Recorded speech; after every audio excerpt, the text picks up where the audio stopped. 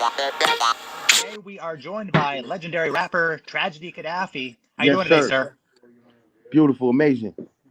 Excellent, excellent. So I want to know, what is Tragedy up to in 2021? Tragedy is up to, high quality branding, building my On the Chow show, which is a hip hop cooking show, one of the first of its kind, where the guest comes on and makes their signature dish just for you. We help we help the guests prepare the dish. We also get into some real conversation while we're preparing the dish and tasting the dish. And for the most part, we've had great episodes, man. We've had Lord Jamal for the first. No, the first actually was China Mac. Peace to China Mac. We've had Lord Jamal. We have legends such as Naughty by Nature and Roxanne Shante. We're about to drop a Saigon interview, and we got some more surprises coming this week actually. But we're doing real good. Me and my host, Mr. At, my co-host. So that's moving, man. We're doing real good with that. Also, I just dropped last week my solo album, Hidden Files, and that's doing very well. We just did a billboard up in Midtown Times Square.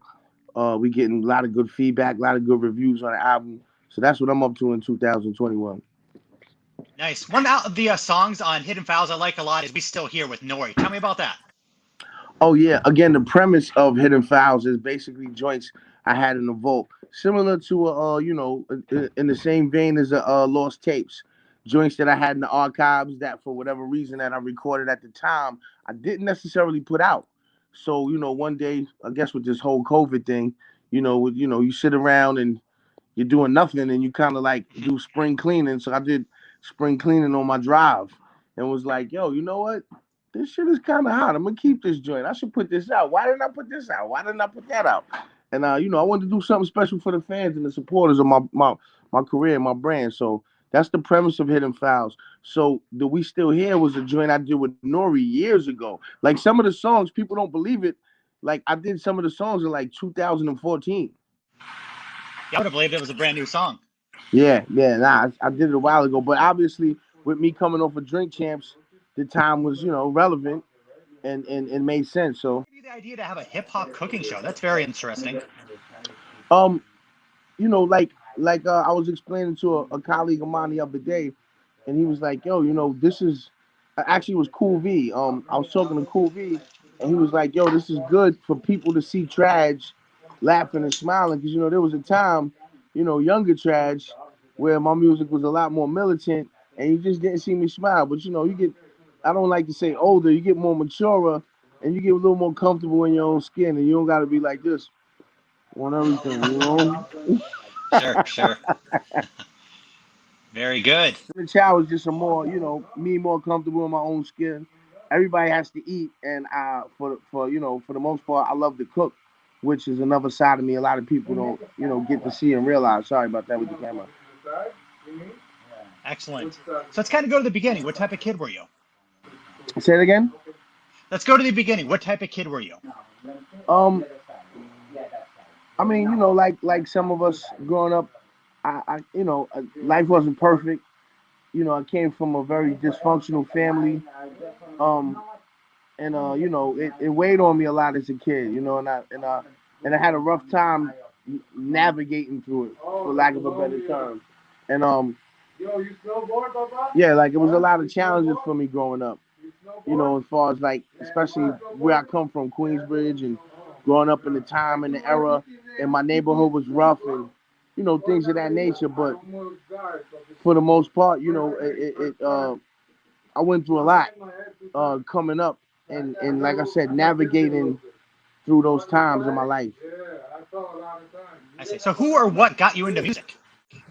Um, Honestly, I was inspired a lot by all of hip hop, but primarily like LL Cool J, some of his early work, obviously, and different artists, man. But mainly like LL Cool J inspired me a lot. What would you classify your first big break in the music business? Um, I can't really. That's something I don't really like. That's kind of hard for me to answer. Like, it's too vast. Like, Okay. So let's go this way. So you worked with a lot of legends early on. LL Cool J, Big Daddy Kane, Kool G Rap. Tell me about those legends, working with them so young. Um, like I said, in the beginning, before I actually made a joint, made a record, I just kind of like looked up to dudes. But with G Rap and Kane, I kind of like grew alongside them. Um, so for the most part, with all of those individuals or every individual through the course of time that I came into contact with, I learned a lot from them. I took different pieces from all of them. So, I mean, some of the greatest experiences I've ever had musically or in life in general came via, Kane, LL, and dudes of that nature. Like, it's a lot of experiences I've gotten, like priceless experiences. And we talk LL Cool J. Is there some advice he gave you early on that you can still use to this day? A lot of times, especially in that particular era, it wasn't so much what dudes said; it was like what they did. And me, like, I always wanted to be a fly on the wall. You didn't want to be a nag to people, man. Like now it's a little different. Like a lot of us have gotten more into the mentor lane, and we understand what that means. And some of the younger generation, at least the smart ones, they don't, they realize that you have to have a mentor and things of that nature. But back then, it was like all about being cool. So you didn't want to ask the dude too many questions and annoy him. You kind of wanted to be the fly on the wall and just pick up as you went along and be receptive as possible so you can get the right jewel. So it wasn't so much of what people said, but more so what they did and having the opportunity to watch them off camera and off record and get the real, for lack of a better term, raw shit. Okay. So what's something LL Cool J did where you're like, damn, that's awesome or that's incredible? Um, One time I was at a show at the Beacon Theater in Manhattan, and LL was I saw LL watching. Kane and LL had a show together, but this is around the time when we're at the Beacon Theater, and LL is the headlining act. So Big Daddy Kane is opening for LL, but LL had Walking with the Panther album out, which he had some top charting records on there, but unfortunately, it wasn't as a demand or it wasn't as successful as his previous albums or his later albums. So, but he still was the headliner. So he has Big Daddy Kane opening for him. And obviously around this time I know Kane very well, but I was with L. So I'm watching L watch Kane perform. And I'm seeing his face that he's like, oh shit, he's worried. He's concerned. And I never seen L. Like I watched L from a distance and I had the blessing and like to watch him up close once I got to know him when Marley started recording the Mama Said Knock You Out album. And we kind of lived together in Marley's house. So I had the benefit of watching him up close as well and not just from a distance as a fan. So I saw in L's face that he was worried and that concerned me. Because I'm like, yo, yeah, LL, yo, how the fuck are you scared? But it taught me something, and it taught me, to always be on point, to never sleep. It also taught me because obviously after that, LL, he he he made a decision to reign and rise up again. And that's very important to me. Like I respect ambition. Ambition is a very powerful tool, and from that examples among many, I learned ambition and how to yield it and channel it. Awesome. So when we talk about the greatest rappers of all time, a lot of people jump to Pac, to Big, rightfully so. They're incredible.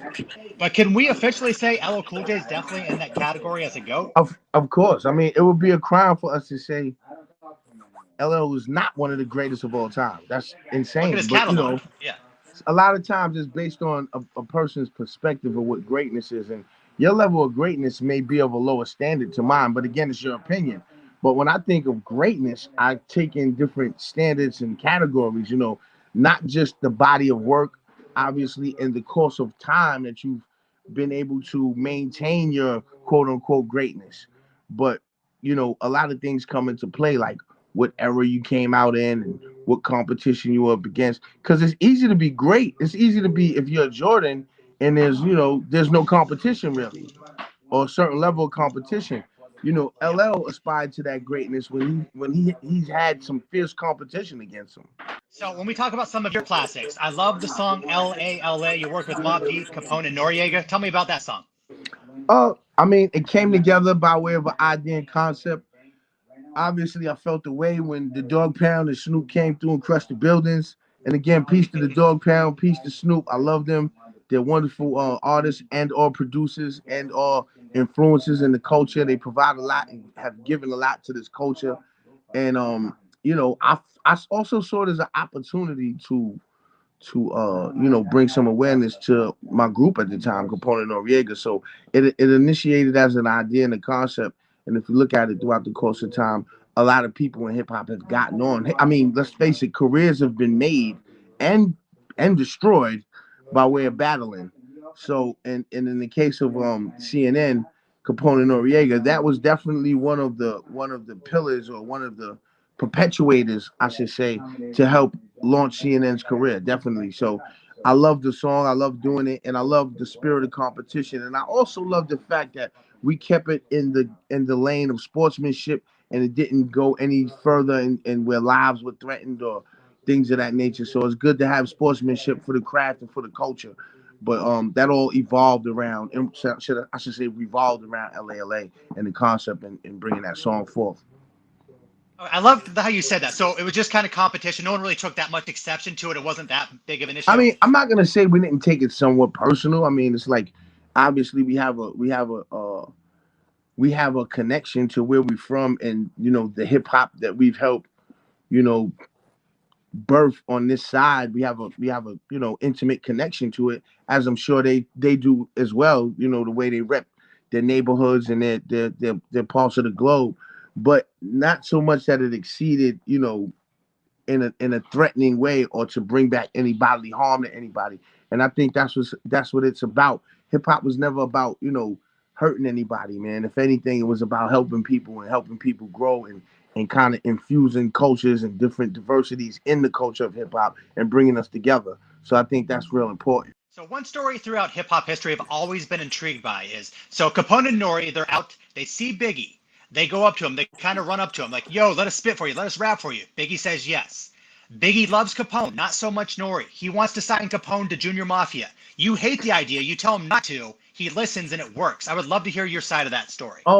It's kind of like that, but not quite as cut and dry. What happened was we ran into Biggie. It's not that Biggie didn't like Noriega.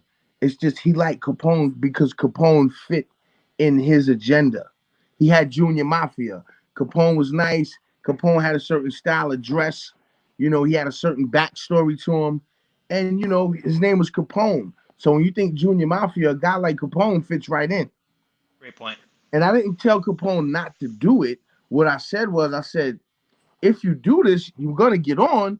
But I said you might always be in his shadow, and I don't know if you want that. Which, ironically, I mean, to me, he kind of stayed in Nori's shadow more so. But you know what I'm saying. I think also too he developed his own identity in a sense, and they've helped each other to develop their own identity. But definitely with Big, I think he would have been like deeper in Big's shadow, and not necessarily gotten the light or the awareness he deserved as an artist. And that was just my opinion. And he agreed later on, which I think was a smart decision.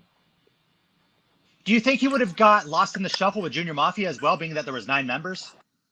Um, I, yeah. I mean, if you look at, and this is not to take nothing from Junior Mafia. Like I respect No. Junior Mafia, and I respect C's and their whole come up and everything. And don't get me wrong, they worked, but for the most part, after Big, the only one to like exceed Big shadow, so to speak, was Little Kim, and that's for a lot of different reasons. One of them, she was a female, and she was able to mimic him and be his like exact counterpart.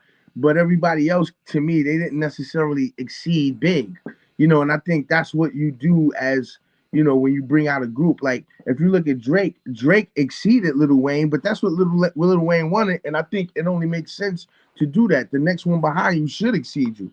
Just like your children, you have a child, you want your child to go further than you, unless you're a narcissistic, egotistical maniac like me. You Sure. know what I'm saying? Nice. That's funny.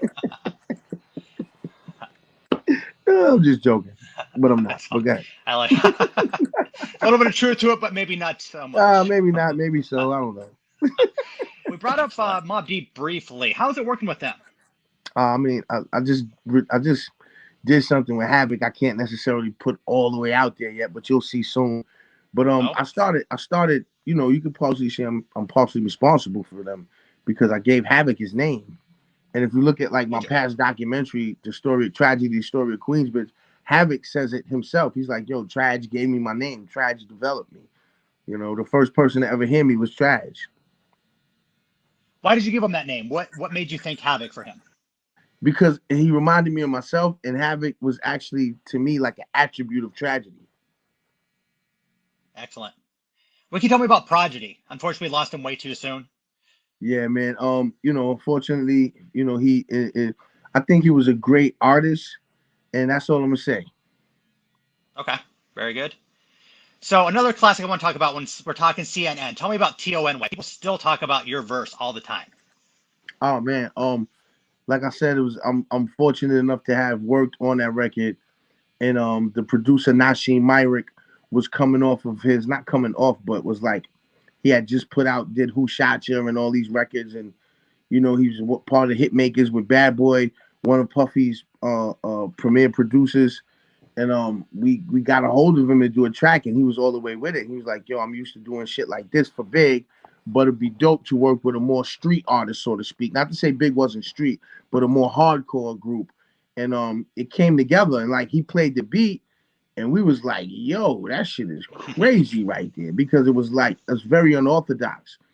And it just so happens, funny, I'm in the barbershop in Icon's barbershop, but at the time I was in another barbershop in Queens, and my barber, who passed away too, unfortunately, um, he would sing all the time, and he would kind of like sing with this blue magic style and these high pitches.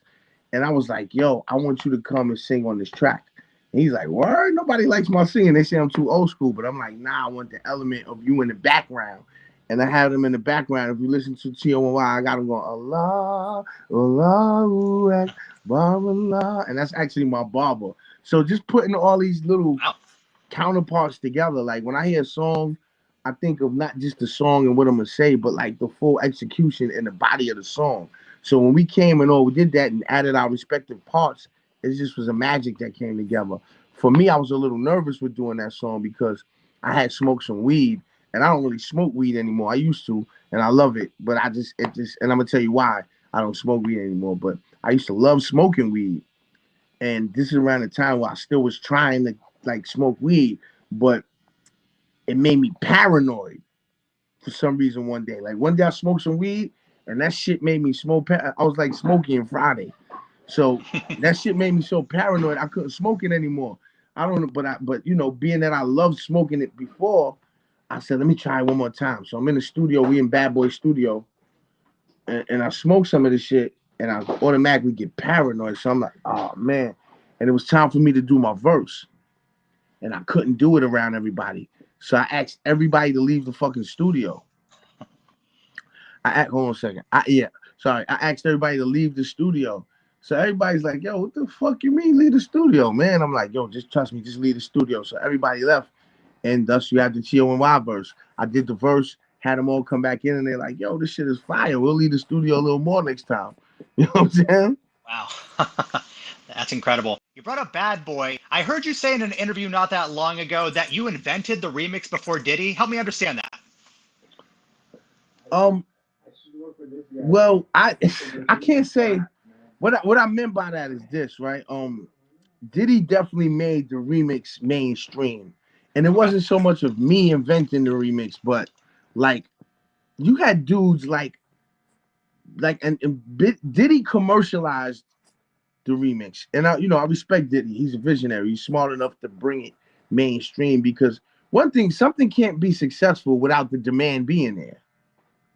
So Sure. did he realize the demand for urban music, lack of a better term, urban music? So like we all in the streets and we're listening to Ron G blend tapes, Hot Day, Grandmaster Vic, Kid Capri, Doo Wop. We're listening to Dirty Harry. We're listening to DJ Juice. We're listening to all these mixtape blend DJs. Jay Supreme with the Dream Team, and we're listening to these dudes take acapellas of, dope R&B records and mixing them with hip hop beats. So, we're all running around. We in the cabs and shit. None of us, we didn't really have cars back then. So we jumping in and out of cabs. We popping in our tapes in the cabs. We rocking, we making motion. And, to me, when Diddy says he invented the remix, I don't necessarily agree with him inventing the remix. But like I said, he definitely made it popular and he brought it to mainstream America. But we gotta salute and give a backwards karate chop to all these dudes like Grandmaster Vic, again, Kid Capri, Ron G, Marley Marl, Clue, Dirty Harry, like all these dudes were like doing blend tapes before a Puff came and made it mainstream. So that's what I meant. Like, you know what I mean? Sure. That was the So original almost remix. That was the original okay. remix to me, in my opinion. Got it.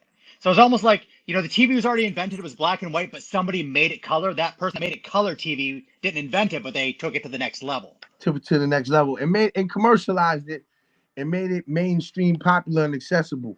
But it was always something in the hood. Just like you had the numbers, you had playing numbers, and that shit was illegal. And then the government regulated, and then you have lottery. You know what I'm saying? They didn't Right. invent playing numbers. They invent lottery. That shit been going on. Right. Do you have a favorite remix? One of my favorite remixes is the One More Chance remix by. It's just funny that it's Puffy. Excellent. One of my favorite remixes is One More Chance when they used the drop in science, the boom, boom, boom, boom, boom, Hot. get, boom, boom, boom, boom. As we proceed to give you what you need, I think that shit is fire. And of course, again, Puffy made him crazy, but he didn't invent him.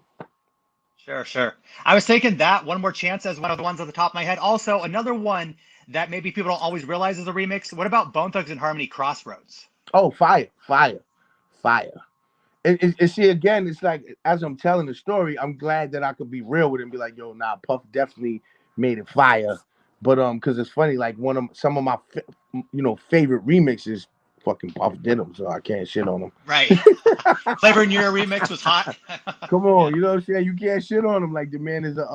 the man's a genius. So again, Oh yeah. like amazing to have met him and came into contact with him. You know what I'm saying? And just, watched his progression and watched him, grow and exceed just from being a quote unquote promoter and A&R into being, a real just hip hop impresario and an iconic figure. You know what I mean?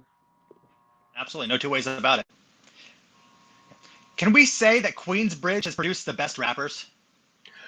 I don't know if Queensbridge produced the best rappers, but we can say Queensbridge have produced some of the best rappers. We can also fairly say that Queensbridge is, one of the some of the no other hub has produced so many rappers. We Absolutely. can we can say that fairly, you know what I mean? Sure, sure. We talked a little bit about remixes. Another person that's great at mixing things up is Pete Rock. You worked with him a little bit on Soul Survivor. How's that?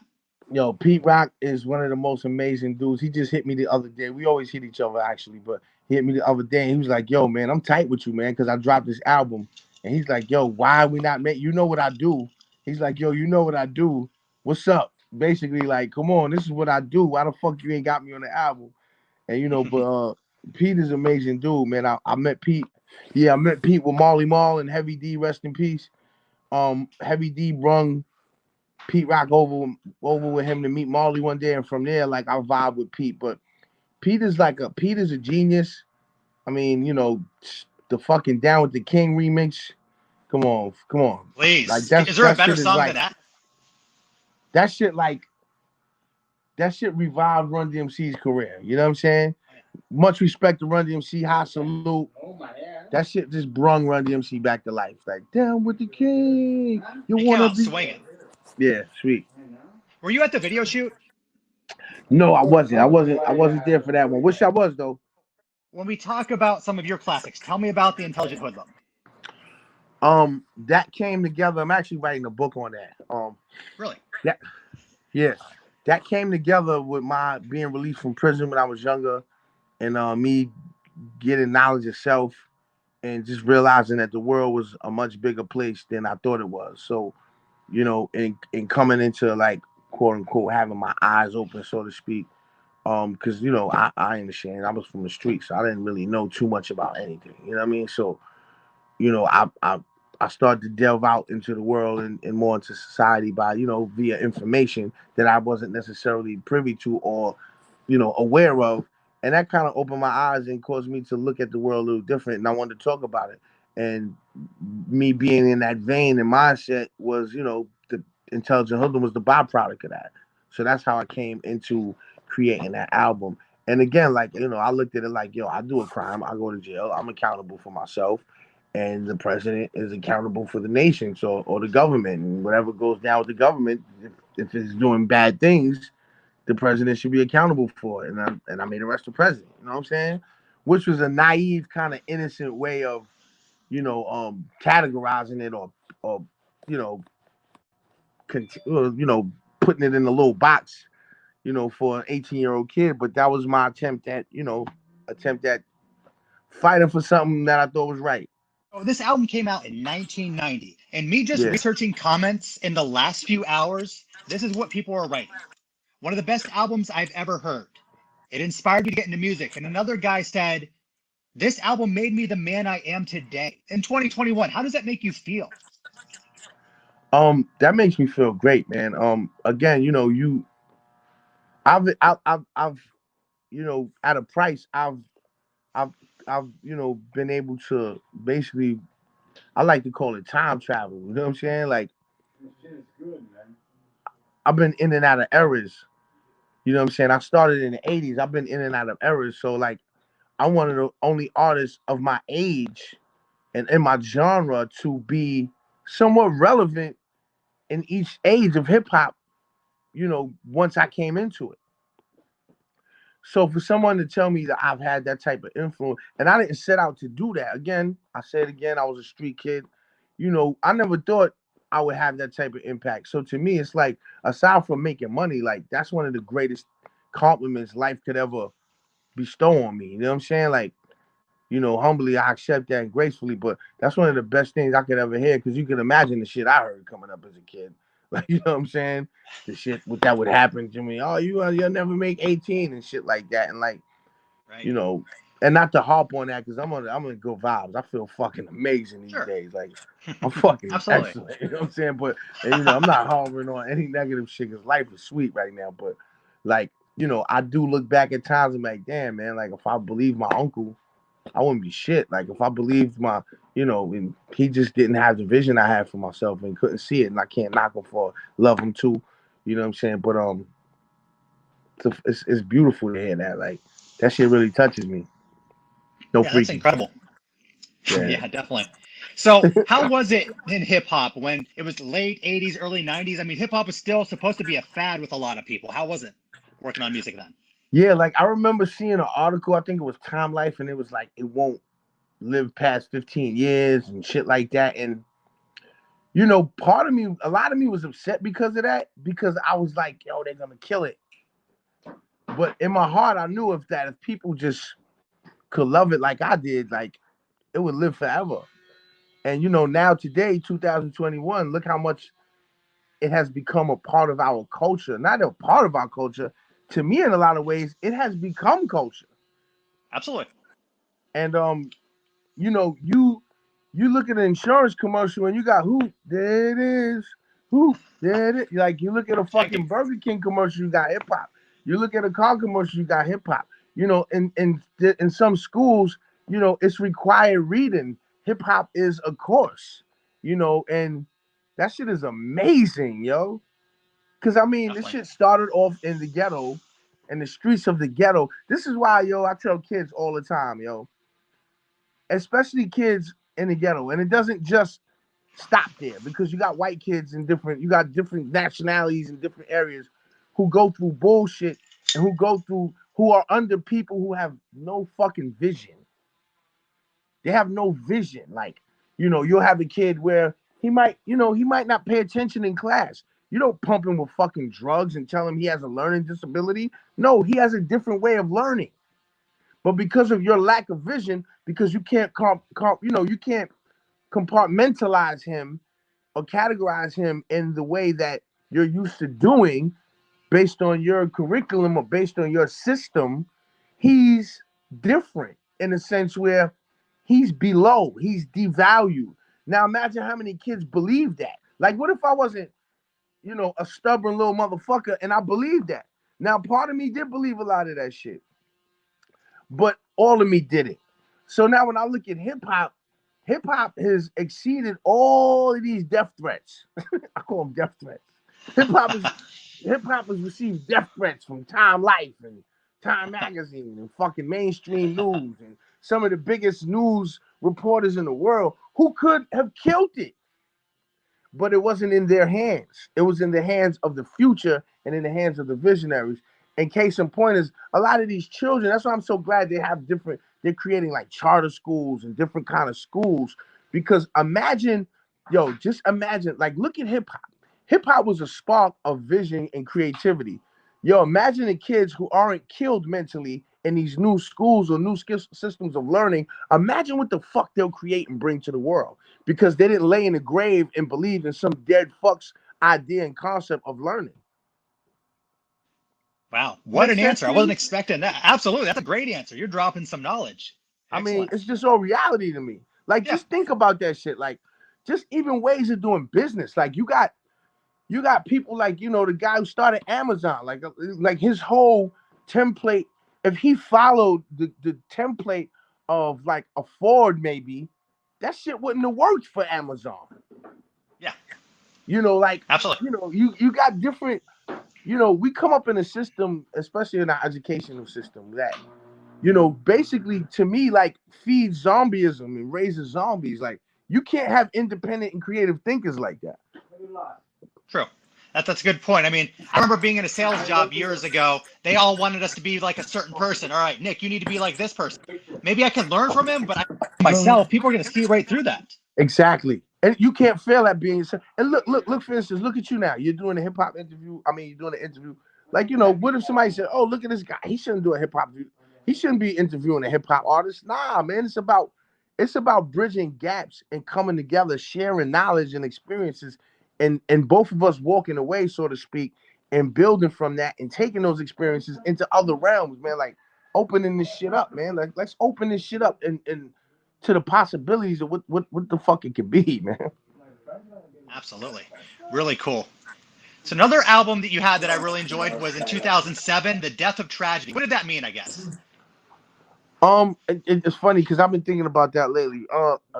I didn't I didn't have the room or space to make it really what I saw in my mind, but you know, it was the death of a concept and the birth of a new concept, but it didn't quite. I'm gonna be honest, it didn't work out the way I wanted it to because I didn't have the resources at my hands, like or in my hands at that time. Like, and the reason why I've been thinking about it because I kind of want to redo that concept. I'm gonna be honest, I'm gonna redo it because now I have more resources to do it, and you're gonna see what I meant to say then. I guess I wasn't really ready for it. Shit happens when you're ready too. Like, I see. So what are you going to do differently? Just have an idea. it's gonna be more. I'm gonna open up to the production more. I'm gonna take more chances, song wise, and I'm gonna talk more of exactly what I wanted to say. So as a body of work, do you have a favorite project you were a part of? Nah, they all have I all have an intimate connection to them in like different ways for different reasons. Like when you do a song, you connect to it at least with myself. You connect to it for a different reason for a different time. You know what I mean? Sure. Very good. Do you have a dream collaboration? It could be in terms of rapping, producing, anything along those lines. Yo, honestly, man, like I see all my dreams happening. So Sure. I'm just living the reality because I see them happening. Like, hey, when you keep yourself open, man, what you put out, the universe gives back to you. So I'm not seeing the dream. I'm just living it and just letting the shit happen. You know what I'm saying? Produce. How can your fans keep up with you? They can go to me by going. I'm heavy on the gram. Go to Tragedy 252 on Instagram. Go to On the Chow Instagram at On the Chow ONDACHOW. Watch On the Chow on YouTube. Subscribe, subscribe, subscribe, subscribe, Definitely. subscribe, subscribe, subscribe, subscribe. Pick up the new album, Hidden Files. Check me out. Walk with me. I'm not gonna stop. I'm gonna keep doing this shit and giving you who I am, what I am, and what the fuck I'm for, man. Let's stay together. Excellent. Check it out and subscribe to his channel, people. Thank you so much for your time, Tragedy. Yo, thank you for your patience too. I know I've been running around. I wasn't gonna let you down. It's all good. Perfect. It Thanks, happens. man.